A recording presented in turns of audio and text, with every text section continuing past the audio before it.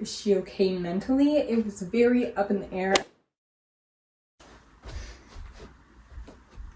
Hello and welcome to today's video. My name is Reagan and I'm so glad you're here. I do mainly bookish content on this channel. I'd love it if you could stick around. Today is going to be the monthly wrap up, but for the month of April. I had a little bit of a slower reading month in April. I read 6 books total. Let's just get into all the reads for this month. The first book that I read was Twisted Lies by Anna Huang. This is the 4th book in the Twisted series, and this follows Christian Harper, who is a head of a huge security company. And then it also follows Stella Alonso. Her parents are also really rich, I think lawyers maybe, but Stella is a social media influencer. She is one of the 4 friends that the Twisted series follows. Based on the other 4 books in the series, I'm not going to give you a synopsis of this one fully because I don't want to spoil anything, but these are dark romances and it's a very fun series. I highly recommend. I think this was my second favorite out of all of them, but I gave this a 4 stars. Next, I read Kingdom of the Feared, which is the 3rd book in the Kingdom of the Wicked trilogy. I did a reread of the other 2 books, and then this completed the trilogy with the 3rd one, which was a new read for me. I rated this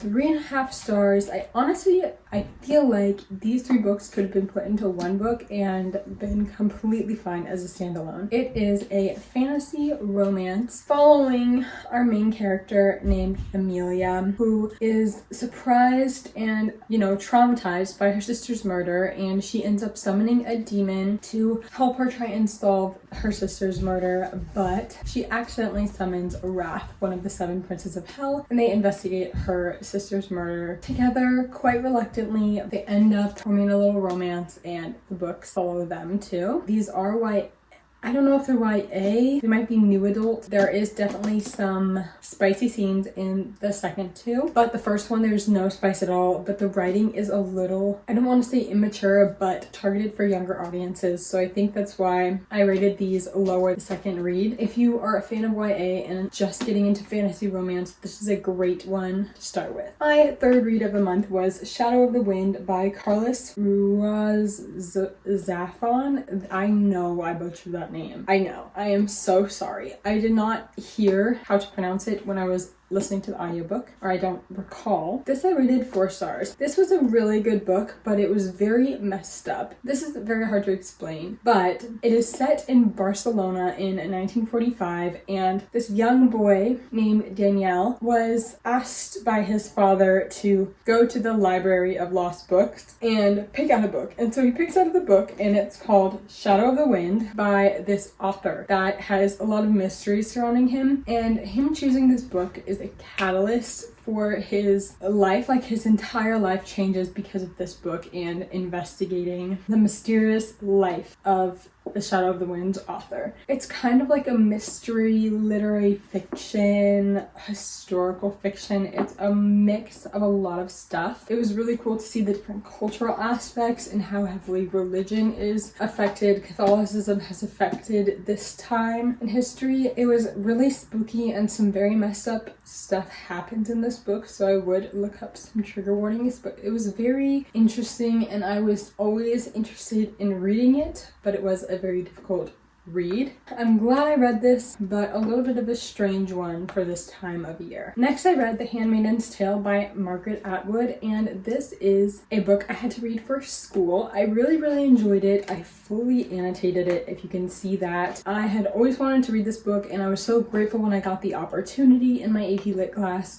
to read it and do seminars on it. I rated this a 4 out of 5 stars. Honestly, this was another really messed up one. It brought up a lot of issues that I feel like our society is experiencing today, and it was kind of a little creepy and insightful to read about in this dystopian world. If you don't know what The Handmaid's Tale, I always call it Handmaidens, but I know it's Handmaids, but Anyways, if you don't know what The Handmaid's Tale is about, it is about our main character, which we never actually find out her name, but our main character is a handmaid, and in this society, handmaids are these women who have been taken for basically breeding. Their job is to be a wife to one of the higher class men in society and provide them with children, because the environment and there's a lot of health problems that are preventing people from having children, and it's a big issue. And so these women are the fertile ones in society, and so they're selected to go to a husband, and the more handmaids you have, the higher ranking you are in society as a man. And so we follow our main character as she navigates being a handmaid and kind of what it's like. And what I really was enjoying about this book is how sometimes she would say things that were really insightful about her society and really like, wow, she's kind of in it, she's aware of everything that's going on. And then some chapters you would read it, you would think like, is she going insane? Is she okay mentally? It was very up in the air, and I think that is a very realistic way to portray how someone would react in the society. The way that power was held through taking away the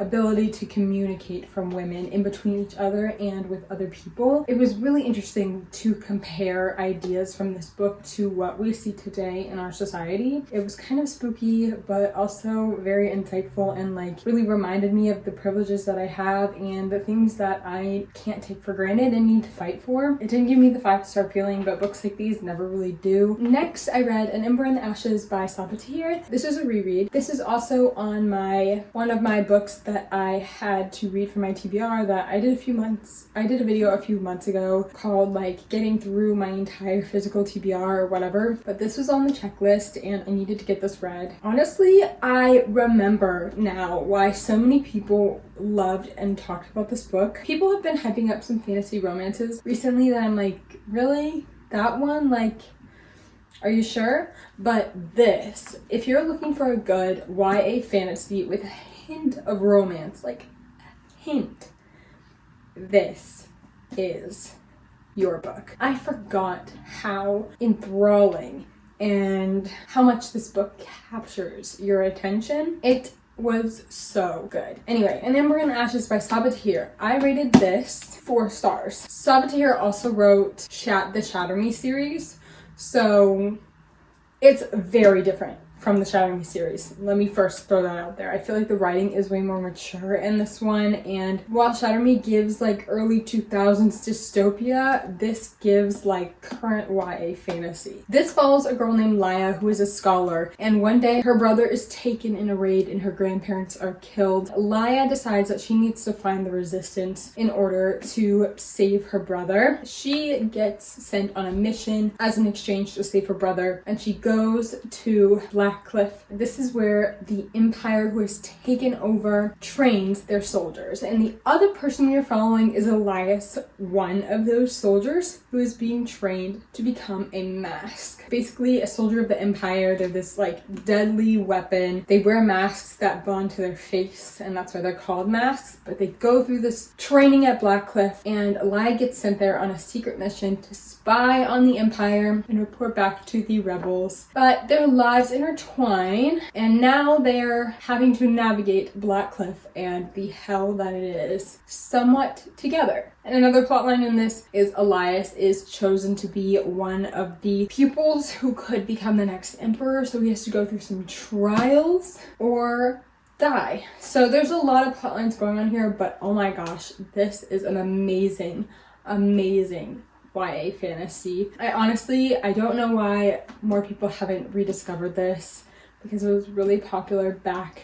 in the booktube era, 2016-ish, and it needs to come back if I'm being for real. The last book that I read this month,